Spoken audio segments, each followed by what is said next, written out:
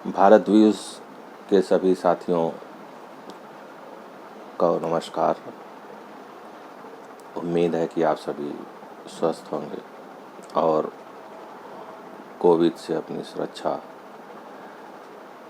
के तौर पर अनावश्यक घर से बाहर भी नहीं निकल रहे होंगे। आज की चर्चा बंगाल के चुनाव के पश्चात हुई हिंसा और उस हिंसा में पीड़ितों से मिलने जो वहाँ के राज्यपाल श्री जगदीप धनखड़ जी गए और उस सारी घटनाक्रम पे हम आज विचार विमर्श करेंगे। साथियों, आप जानते हैं कि भारत में चुनाव निर्वाचन आयोग जो एक स्वतंत्र संस्था है उसकी देखरेख में संपन्न होता है। उसी प्रकार 5 राज्यों जिसमें 4 राज्य और 1 केंद्र शासित प्रदेश पुडुचेरी था, उनका चुनाव चरणबद्ध तरीके से हुआ, जिसमें आसाम का चुनाव 3 चरणों में हुआ, बंगाल का चुनाव 8 चरणों में हुआ और अन्य 3 राज्यों केरल, पुडुचेरी और तमिलनाडु में 1 चरण में ही चुनाव संपन्न कराया चुनाव आयोग ने। और केंद्रीय सशस्त्र बलों की देखरेख में इसमें बीएसएफ, सीआरपीएफ,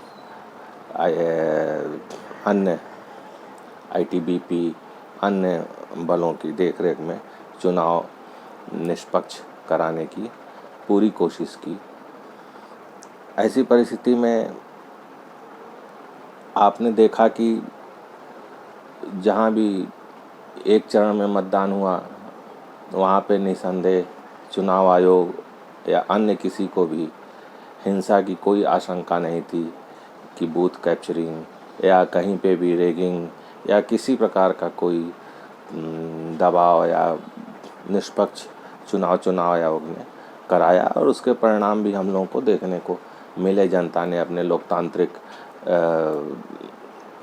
अधिकारों का प्रयोग किया और अपनी मनचाही सरकार को चुनने का कार्य किया और सभी ने पक्ष विपक्ष जो जीता जो हारा, सब ने हार जीत को एक सहज भाव से स्पोर्ट्समैन स्पिरिट की भावना से स्वीकार किया और अगले 5 चरण में सरकार को जो विपक्षी बने जिनको जीत नहीं मिली, उन्होंने सरकार को सहयोग देते हुए एक सशक्त विपक्ष की भूमिका निभाने का वादा, जो लोकतांत्रिक प्रक्रिया में अमूमन होता है कि जब कोई विपक्ष में बैठता है तो सरकार को आश्वासन देता है कि हम आपके अच्छे कार्यों के साथ रहेंगे और जो आपके कार्य जनता के विरुद्ध होंगे उसमें आपके खिलाफ संघर्ष भी करेंगे। तो यह अमूमन एक स्वस्थ लोकतांत्रिक प्रक्रिया का अपना एक स्वरूप है। किंतु इन सब से अलग हटकर जो सबसे अलग स्वरूप दिखा वह पश्चिम बंगाल का था।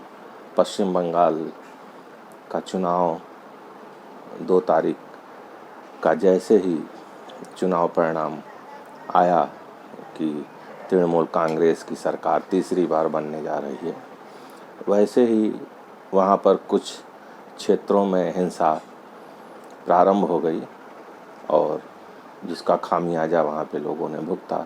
जान माल, कार्यालय, अन्य रूपों में वहाँ पर लोगों ने उस हिंसा का सामना किया।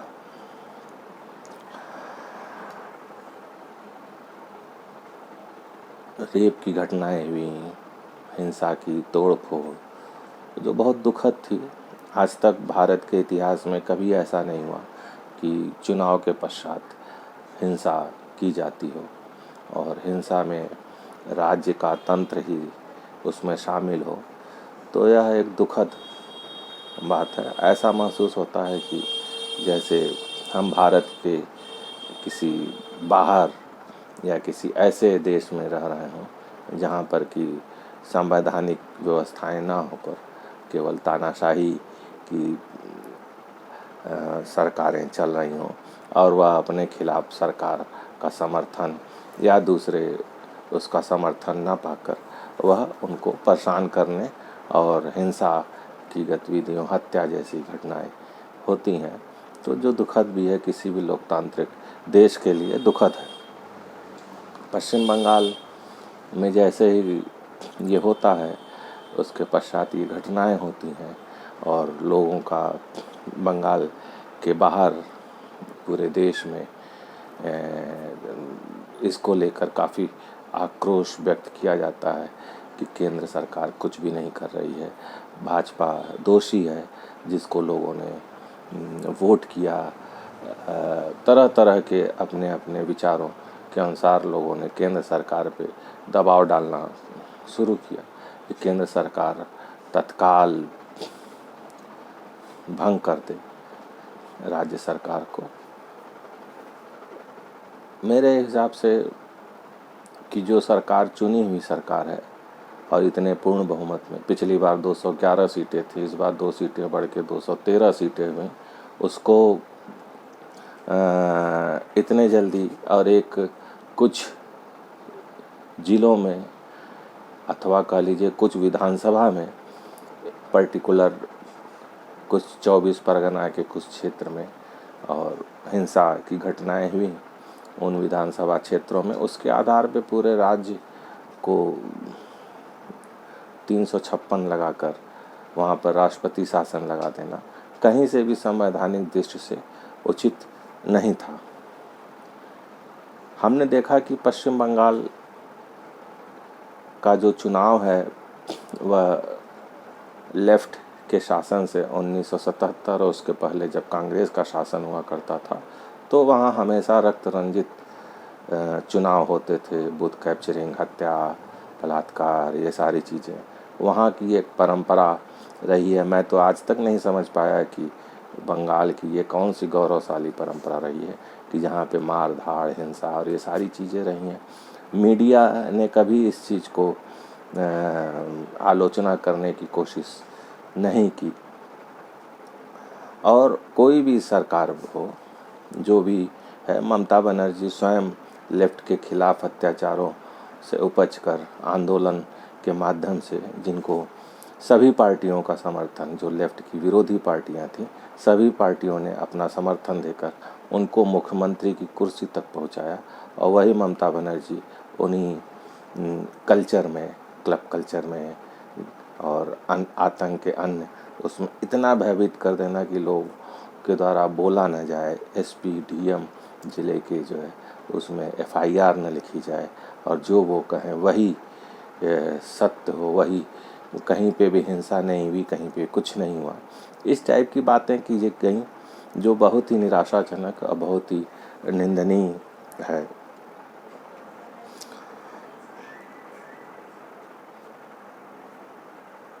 इन्होंने, ममता बनर्जी ने जो भी कृत्य किया, आज तक की जो मीडिया है, जो अपने को राष्ट्रीय मीडिया कहती है, उस मीडिया ने कभी भी इसको हाईलाइट नहीं किया। ऐसा लगता है कि जो वहाँ से एबीपी न्यूज़ जैसे, जो कलकत्ता में जिनका हेडक्वार्टर है, उन लोगों ने कभी भी इस चीज़ को आगे रखकर नहीं करने की कोशिश। लोकल जो बंगाल की जो क्षेत्रीय मीडिया है, प्रिंट मीडिया, या वह किसी की हिम्मत नहीं है कि ममता बनर्जी के खिलाफ इस चीज़ में खुलकर वह अपनी बात और जनता की पीड़ा को रखे और इसको सार्वजनिक करे। इस स्थिति में जो बहुत ही दुखद और निंदनीय है कि मीडिया जो अपने को चौथा स्तंभ कहता है, और वह पक्ष बनकर खड़ा हो जाए और न्याय की स्थिति में ना हो, तो किस बात के आप चौथे स्तंभ अपने को समझते हैं और कहते हैं, जब आप पक्षपात रहित होकर कोई भी आप अपना लेखन नहीं कर सकते। तो ऐसी स्थिति में आपको चौथा स्तंभ कहने का कोई अधिकार नहीं है। अन्य 3 स्तंभ तो संविधान द्वारा उनको कहा गया है, जो एक लोकतंत्र के 3 स्तंभ हैं। आप अपने को चौथा स्तंभ कहते हैं, लेकिन आप चौथा स्तंभ तब तक नहीं हो सकते जब तक आप खुले मन से आप चीज़ों को गलत, सही को सही कहने का साहस नहीं जुटा पाएंगे और चाटुकारिता नहीं करेंगे, निरपेक्ष भाव से जब तक आप पत्रकारिता नहीं करेंगे, ऐसी परिस्थिति में आपको अपने को संविधान का चौथा स्तंभ कहने का कोई हक नहीं है। यहाँ सबसे बड़ी आज की जो परिस्थिति में जो दिखाई पड़ रहा है पश्चिम बंगाल में, वह है आईएएस और आईपीएस लॉबी का पिछलग्गू बनना। ऐसी लॉबी तो मैंने आज तक नहीं देखी और मुझे लगता है कि इन सब परिस्थितियों के बाद केंद्र सरकार को बहुत जल्द जिनको अखिल भारतीय सेवाओं का दर्जा दिया गया है, उनकी सेवाओं के संबंध में भी जब इनको राष्ट्रपति द्वारा नियुक्ति पत्र दिया जाता है, उनके सेवाओं के संबंध में भी पुनर्विचार करते हुए कुछ आवश्यक संशोधन करने पड़ेंगे, जिस पे हम आगे चर्चा भी करेंगे। अभी हम केवल इस पे चर्चा करते हैं कि जो वो हुआ और जगदीप धनखड़ के दौरे का विश्लेषण। जब ये घटनाएं हुई और माननीय उच्च न्यायालय बंगाल ने जो है 5 जजों की पीठ बनाई, वहाँ पर उनसे वहाँ की मुख्य सचिव से एफिडेविट लगाने को कहा। उन्होंने एफिडेविट भी लगाया और हिंसा को ना के बराबर बताते हुए उन्होंने शपथ पत्र दाखिल किया, जो बहुत दुर्भाग्यपूर्ण था जो उन्होंने। और ऐसे तो हर चीज़ों का माननीय न्यायालय स्वतः संज्ञान लेते हैं, लेकिन उसके संदर्भ में उन्होंने कोई भी ऐसी कार्रवाई नहीं किया जिससे यह लगे कि न्यायपालिका सजग प्रहरी के रूप में लोगों के हित और उनके लोकतांत्रिक अधिकारों की रक्षा करने में तत्पर है। उसके पश्चात राज्यपाल धनखड़ जी ने, चूँकि वह विगत कई वर्षों से राज्यपाल हैं वहाँ, ममता बनर्जी उनको राज्यपाल संवैधानिक पद पे मानती ही नहीं, वो अपने प्रकार से ही चलाने की कोशिश करती हैं। उन्होंने उनसे कई बार अनुरोध किया कि चूँकि शपथ आप द्वारा संविधान की ली गई है और उसकी मर्यादा में रहते हुए लोगों के हितों, लोकतांत्रिक अधिकारों, उनके मान सम्मान, जान माल, बोलने की आज़ादी, मूल अधिकारों की उनकी रक्षा करने में अपनी सरकार को लगाई है। और ये घटनाएं ना हो तो ज़्यादा बेहतर है, लेकिन उनके द्वारा लगातार उन घटनाओं को झुठलाना, उन घटनाओं को तवज्जो न देना, ऐसा दिखाना कि कोई घटना हुई ही नहीं है उनके राज्य में। तब जगदीप धनखड़ ने कहा कि मैं खुद हिंसा प्रभावित क्षेत्रों और उस जगह भी जाऊंगा जहां पे बंगाल के लोगों ने भाग कर शरण लिया है, आसाम के क्षेत्र में। उस परिस्थिति में जब ममता बनर्जी से उन्होंने हेलीकॉप्टर मांगा, उन्होंने हेलीकॉप्टर देने से मना कर दिया। तब उन्होंने बीएसएफ का हेलीकॉप्टर मांगा और उन्होंने अपना दौरा किया। इसी बीच ममता बनर्जी ने 12 तारीख को राज्यपाल धनखड़ को एक पत्र लिखा और उस पत्र में उन्होंने उनको केवल एक रबर का स्टैम्प बताने की कोशिश की कि एक चुनी हुई सरकार और एक कैबिनेट को आप इग्नोर करके ये ऐसा कार्य नहीं कर सकते हैं, आपके सारे कार्यक्रम कैबिनेट बनाएगी। इस प्रकार से उन्होंने दिखाने की कोशिश की कि राज्यपाल, जैसा कि अमूमन होता आया है कि राज्यपाल जो भी राज्य सरकार उनको कहेगी केवल एक सजावट का पद है, जैसा कि हम लोग अमूमन देखते हैं। इसके अतिरिक्त राज्यपाल की कोई भी भूमिका नहीं है। और उन्होंने यहाँ तक लिखा कि मैंने अपने अधिकारियों को मना कर दिया है कि वह राज्यपाल को सीधे कोई भी उनको स्पष्टीकरण या कोई भी उनको रिपोर्ट देने का कोई ज़रूरत नहीं है। और उस चीज़ को उन्होंने मीडिया में रिलीज भी किया। संभवतः राज्यपाल जी के पत्र से ऐसा लगा कि उन्होंने लिखा, ममता बनर्जी को शाम को ही पत्र लिखा और उसमें लिखा कि मेरे पास पत्र बाद में आया और मुझे मीडिया के माध्यम से पहले पता चला कि आप द्वारा पत्र लिखा गया है। उन्होंने जवाब दिया कि 12/5 को ही संविधान के अनुच्छेद 159 में जो मुझे शक्ति दी गई है और जो यह कहता है कि मैं संविधान की रक्षा और सुरक्षा और विधि की रक्षा के लिए स्वयं को प्रस्तुत और तत्पर रहूँगा, इसलिए बंगाल के लोगों के लिए मेरे द्वारा ऐसा किया जाना अनिवार्य है। मैं अपनी शपथ के लिए जो भी बन पड़ेगा करूँगा। उन्होंने और भी काफ़ी उनके बिंदुवार पत्र का उत्तर दिया, उसमें जो मूल सार था उसका यही सार था। उसके पश्चात ममता बनर्जी ने हेलीकॉप्टर देने से मना कर दिया। उनका जो कार्यक्रम था वह 13 मई को उनका 24 परगना के क्षेत्र में था। पोस्ट पोल दंगा एरिया जो था उसमें माथाभंगा, शीतलकुची, सिकई और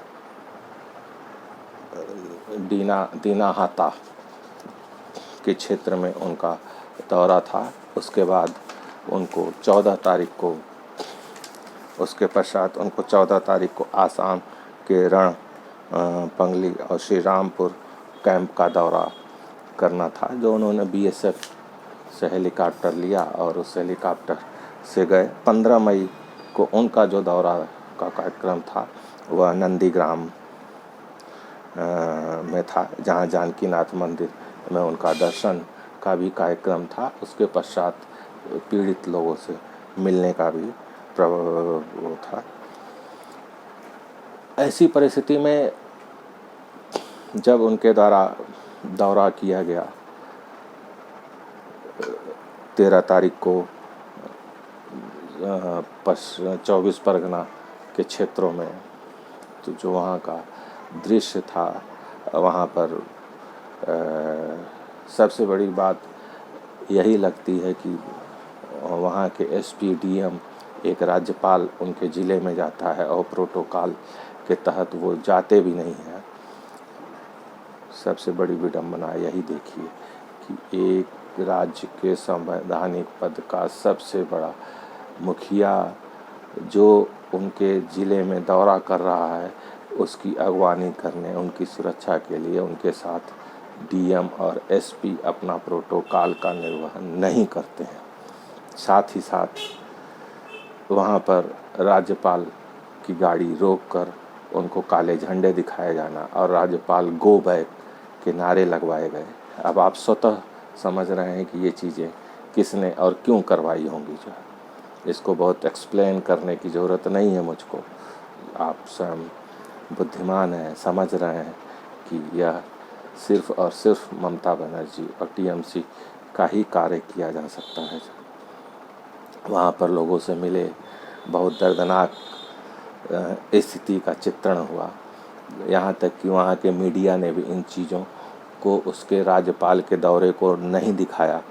राज्यपाल ने ट्वीट करके वहाँ के फ़ोटो वीडियो क्लिप्स को अपने ट्विटर के माध्यम से सबके पास भेजा और ममता बनर्जी को भी टैग किया उन्होंने और उनसे आह्वान किया। राज्यपाल ने वहाँ लोगों को, बूढ़ी माँ जो उनके चरणों में गिर गई, आप बीती बताई कि कैसे घटनाएं को अंजाम दिया गया।